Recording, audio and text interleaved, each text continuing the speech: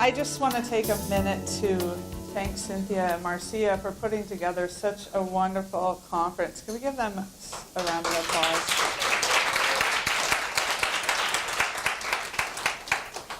Just really great information today from all of the speakers. And I know even in between, in breaks and at lunch, we all were learning from each other. And I just think that is so beautiful and such a great way to learn and share.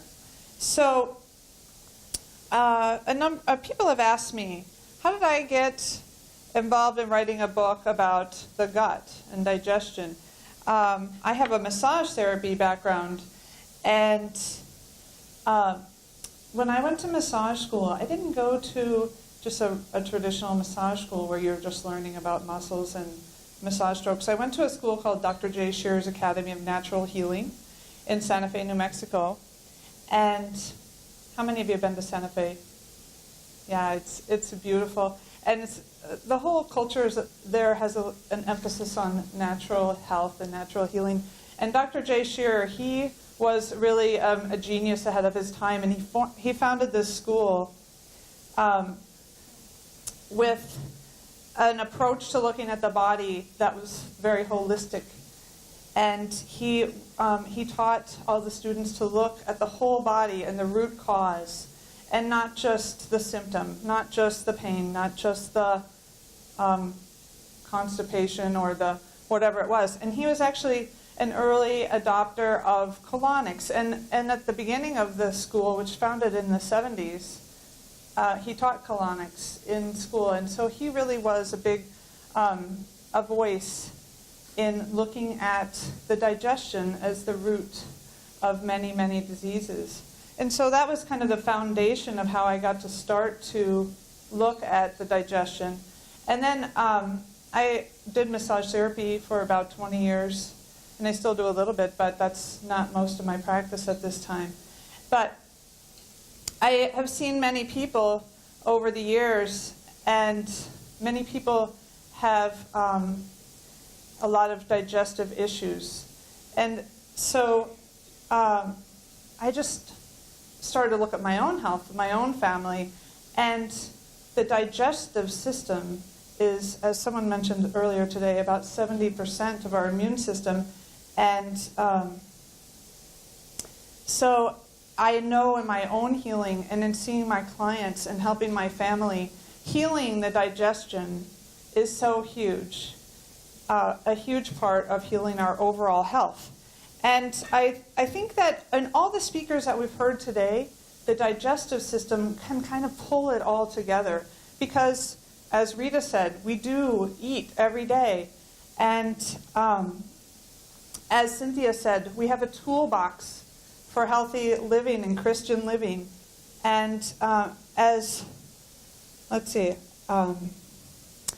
Dr. Orfano said, stress is a big factor in our digestion, and that is also a contributor to disease. So if we can learn how to look at the digestive system and look at how to naturally heal that, it can bring health to the whole system. So I want to talk a little bit about the digestive system as an ecosystem. Now, why would I say that? Well, the digestive system has 100 trillion living microbes in it that are not actually part of our body. So you may have heard of the term gut flora. That term is a little bit of an older term, and now they are using the term microbiome, gut microbiome. How many have heard of that term, microbiome? Okay, a few hands. So there are approximately 100 trillion living microbes on and in your body, and a lot of them are what we call gut bacteria, and they are a big part of our health. Now, we used to think that bacteria are bad. We need to kill off the bacteria. Let's take antibiotics. Let's use antibacterial products because we don't want any bacteria. But actually, we're learning more and more research is being done that those bacteria are actually a big part of our health. And they do a lot of important functions in our body. So one of the things that they do is they help the body in the digestive system to create enzymes that the body doesn't make on their own. How do they do this? Well, these living microbes, they have genes, right? And they can turn on and off just like the genes in our body. And so they can send signals to the brain. And they can send that. We've known for a long time that the brain can send signals to the gut. But now we know a lot more, and there's more research being done about the gut sending signals to the brain. And so we want to provide the best care and feeding for this ecosystem, right? And so how do we do that? Well, we've learned so many excellent ways today. So we want to have nutrient-dense food so that we're giving our body plenty of nutrition. We want to have good air, good water, not a lot of toxins. We need good sleep. So how many people in the past 5 years, say, have suffered from any type of sleep issue? Insomnia, sleep apnea, having trouble falling asleep, not getting enough sleep? Yeah, me too. I do too. So that's a big part of the care and feeding of our digestive ecosystem, is getting a good night's sleep, because our body needs that for rejuvenation.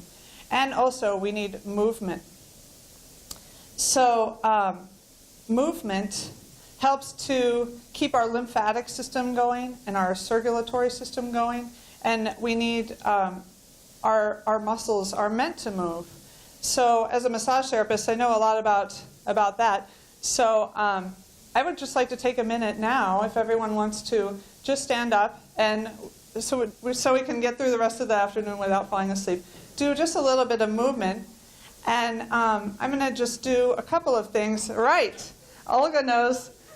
In my book, I actually have a section on a 10-minute yoga session for digestion. Don't worry, we're not doing the whole thing, but just a couple of movements. I'm going to set down the mic. So first of all, just raise your hands up over and stretch, and that just stretches out all of this area. And then just lean like you're in between two plates of glass. Lean over to this way and give that side a nice stretch. And then just lean over this way, and you're giving that other side a nice stretch. Okay, and then just pull your arms back behind and loosen up those shoulders, because we get so forward moving, right, with our shoulders like curled forward. So we want to just stretch out that front of the body.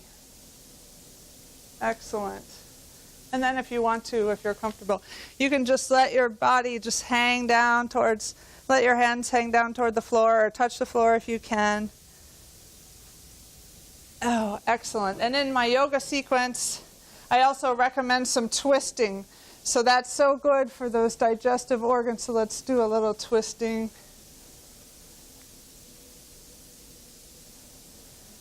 Okay. Great. Does everybody feel a little more awake now? Okay, great. You can have a seat.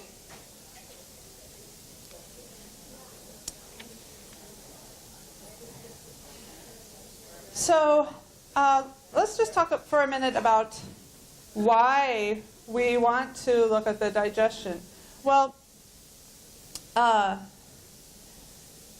first of all, we've learned a lot today, and most of us are aware, there's a number of disease processes that are very big concern, that the statistics are getting worse. Actually, I have a stack of my cards there. Would you start passing those around? Or you can just pass them. Everybody can take one if they want. And on that card is a list of things on the back there about some of the concerns that we have in our culture with health today, and how they're related to digestion. So that will give you a little bit more information there. But as a parent, how many of you have kids? So my kids are 13 and 17, and as a parent, I'm really quite concerned about that generation and our younger generations. They have a lot of health issues ahead of them, and I don't know if you've read this, but at the rate that type 2 diabetes, we know type 2 diabetes is being diagnosed younger and younger, right? We've heard about that in the news. At the rate at which it's being diagnosed at this time, if it continues at that rate, my kids who are 13 and 17, by the time they're 40, 1/3 of their peers will have type 2 diabetes. And so we don't know what that's going to be like. We've never had a whole generation of people being diagnosed and living most of their adult life with that disease. And so that is one of the things that got me interested in digestion and writing this book, because I really believe that through nutrition and lifestyle that we can make changes and we can improve our health. So our kids, this generation of kids, is the first one in history that is expected to have a shorter lifespan than their parents. So that's really a wake-up call for me. So let's talk a little bit about the digestive system, which some people refer to as the second brain. So just a little bit about the basics, in case you forgot your biology lesson. We think of our gut as being in here, being our insides. We call it kind of our internal organs. But the digestive system is actually open to the outside world, right? It's actually just a giant tube from your mouth all the way down with a bunch of squiggles down the middle there. And so it's open to the outside world. And that's how the 100 trillion bacteria get in there. They're not in there when you're born. They get in there through the birth canal, and then after that, just through our environment and through our mother and other ways. But that tube that's open to the outside world, it's our intake system. We can eat and drink and anything, medication, all kinds of food, junk food, healthy food, every kind of food, and our body will do something with it, right? So there's basically 4 things it does with it, our digestive system. One is, if it's a nutrient-dense food and our body recognizes it, it can get absorbed and it goes into all of our cells, and it helps with our brain function and our muscle function and all the functions that our body needs in order to keep going all the time. If our body has too much of it or doesn't need it, it gets eliminated through the stool. If our body has an amazing system for storage, so one thing it can do is store it. So if it's a toxin or something that it doesn't recognize, like one of those 161 ingredients or whatever that we heard about, our body says like, well, I don't have time to figure out what that thing is, so it just will store it. And also, we also can store a lot of sugar. I know we've mentioned sugar a lot, and I agree completely with everything that was said earlier. On average, we heard that 6 teaspoons is, we want to stay under that. On average, adults in the U.S. are eating 22 teaspoons a day. Do you think kids are eating more or less than that? More. 32 teaspoons on average, kids.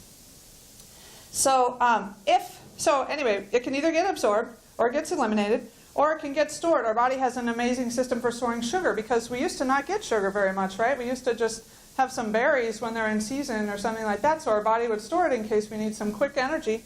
But we don't need that much quick energy. We definitely don't need 22 teaspoons worth. So we may be storing a lot of things that are excess. And the other thing that can happen and does happen is some of the things that we eat and drink cause damage to our digestive tract. So we've heard a little bit and touched a little bit about some of those things today. Was mentioned gluten.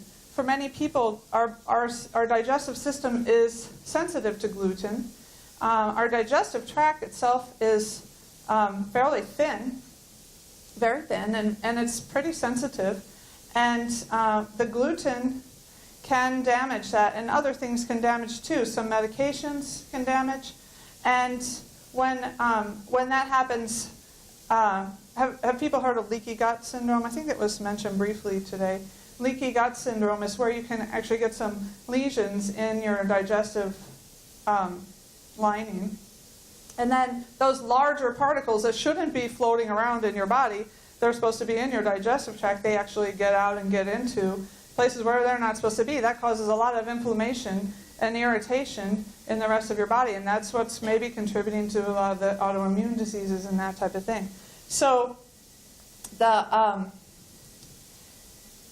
okay, so back to the 100 trillion living microbes, the gut microbiome. That is there's been so much research done. The National Institutes of Health did a big research study on the microbiome, all those bacteria. They did a 5-year study on people that were not healthy, and they looked at their microbiome, but then they said, we don't really even know what it looks like when people have a healthy microbiome, so we better find out some more information. And that started a project called the American Gut Project. Has anybody heard of that project? And in the American Gut Project, was started by a man named Jeff Leach. He started to want to know what does a regular gut microbiome look like? What kinds of bacteria are comprised in there? And we have there's about 300 to 500 different types of bacteria that can live in our gut. Now, each one of us don't have that many, but they can. We can't. There could be a variety of all those, and we want to keep them. Really, we want to keep the good guys much more populous than the bad guys. And it's back to that same 80-20 rule. So we want about 80% of our bacteria to be really the good guys, the positive ones that are keeping balance in our digestive system. And then there's always going to be some bad guys. We've got like E. coli and some of those things in our system. But as long as we keep everything healthy and in balance, they'll keep it all in check. And guess what? Those gut bacteria, they eat. What do you think they eat? They eat, when they're in balance, they eat a lot of the calories that we take in. They eat our partially digested food, and they eat some of the other things that we have in there. That's how they keep it in balance. So we talked a little bit about the genes and how they send signals. The genes of those bacteria, how they send signals up to the brain. And how do they do that? They do that via the vagus nerve. It's a nerve that runs all the way up along the spine through the back of the throat. Why are you smiling back there? And it goes up into the brain, and that is one of the ways that we get the messages. And also I want to say a little bit about the enteric nervous system, which is part of the autonomic nervous system that's embedded in our gut lining. And that is part of what controls the biochemical environment in our gut. And we want to keep that intact. We don't want any holes in that or anything going wrong with that, because that's part of our hormone cycle and that part of our serotonin and our feel-good hormones. So we want to make sure that we are keeping good balance there. Now, something came up at one of the breaks. Oh my gosh, there's all these things. I can't, how am I going to keep track of this? I got to wash everything, for so long. I can't have wine and all this. Well, here's what I believe to be true is that if you have your healthy digestive system in balance, your body can handle a little bit of things. You can process a little bit of sugar, maybe up to 6 teaspoons. You can handle a little bit of toxins. If your digestive system is healthy and is able to do its job, your body is meant to stay in balance. Your body wants to be in balance. It has a whole bunch of systems to keep everything on track so that you don't have to think about it very much. But that's why I feel that it's so important that we can have some ways to heal the digestive system.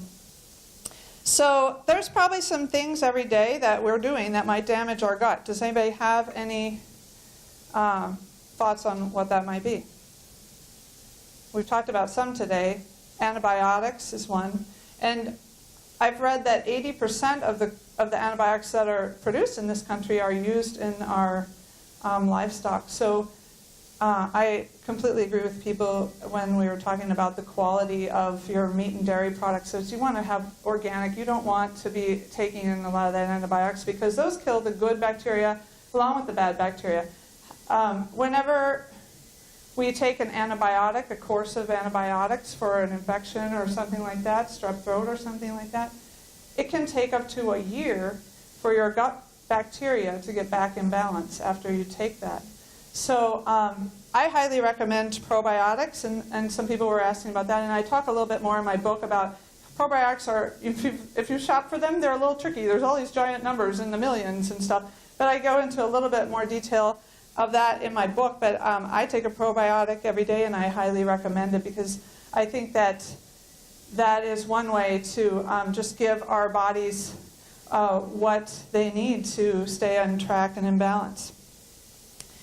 And another thing that hasn't really been brought up too much today is genetically modified foods, GMOs. Are people pretty familiar with GMOs?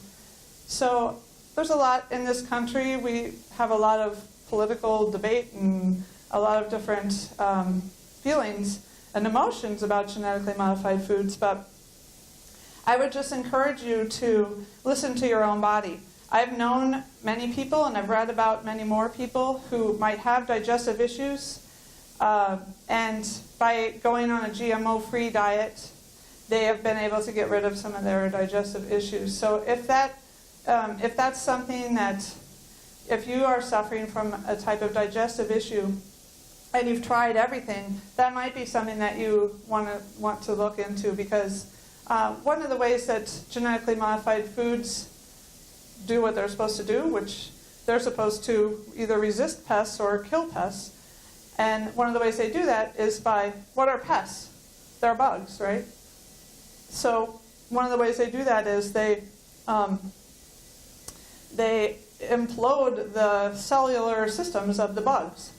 Well, guess what 100 trillion microbes that we have living in our digestive system are?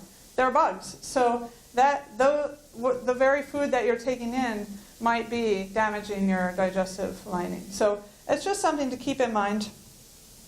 And there's an excellent guide. What's the name of that guide to how to eat GMO-free food? It's Jeffrey Smith and I'll think of it. Yeah, Genetic Roulette, that's the movie. But there's an online guide. Oh, the shopping list, GMO-free shoppinglist.com or .org, I think, something like that. Yeah, if you look up in Jeffrey Smith's website, it will give you more information if that's something you want to do. Okay, so now we realize that our digestive system is very critical to our overall health. And we are motivated to make some changes. So what should we do? Well, one thing that you can do is a detox diet. We've talked a little bit about that, or elimination diet, which is where usually that recommend about 3 weeks of eliminating from your diet the major food sensitivities. So the wheat, or the gluten, eggs, soy, dairy, what am I missing? Some nuts, and also usually people will also give up sugar, caffeine, and processed foods. Corn, thank you. You can find this all online as well, and actually it's in my book. That list is in my book. I should know it, but so that's one way. If you try that diet for 3 weeks, I promise you that after 3, 4, 5 days, you will probably start to really notice some symptoms, maybe even symptoms you didn't even realize you had. Well, you will feel a lot better, and your body starts to pick up the pace again a little bit, and starts to make its own natural energy source again. And a lot of times people get a lot of insight into what's been going on for them. And then the trick is, after the 3 weeks, if you do feel a lot better and you have a reduction in your symptoms, adding back in the foods one at a time slowly so that you can figure out what it is you're allergic to, because it's quite hard to stay on an elimination diet for the long term. But that's one way that many people find out what's going on for them and get some help with that. And just a story, my husband, he suffered from a young child. He suffered from very severe asthma. It was pretty debilitating for him growing up. And when I knew him, when I met him, he was using an inhaler many times a day, and he would have, attacks. Sometimes we had to go to the emergency room. And we went to, at the time we lived in Santa Fe, and we went to a very holistic doctor. And the doctor recommended that my husband try this elimination diet. This was before I was really involved in nutrition, and my husband thought it was the craziest sounding thing on the planet, and he did not think it would help. But he was strongly encouraged to do this, and so he's like, well, I'm just going to do this just to show him that it's not going to help at all, because I've had this asthma my whole life since I was 3. So he did it. He did it very strictly. And within a week, he was not having asthma attacks. By the end of the 3 weeks, he wasn't using his inhaler very much. And then it was very obvious that it was something he's eating. Well, it's kind of, like I said, if you've ever tried this elimination diet, it can be kind of hard to add back in the foods and figure out what exactly is causing the problem. Well, we went to Macaroni Grill, and everything was pasta, so he couldn't eat pasta. Everything, and the tomatoes, he wasn't supposed to have tomatoes, so it was very few things. So he had this double pork chop. And that night he had a big asthma attack. So pork is one of his triggers. He found that out that way. But anyway, so that can be really insightful. Another thing that people can do is, we've talked a lot about losing the sugar. The sugar, it's really creating a lot of havoc in our system. So whatever you can do to cut back on that will definitely help your digestive system.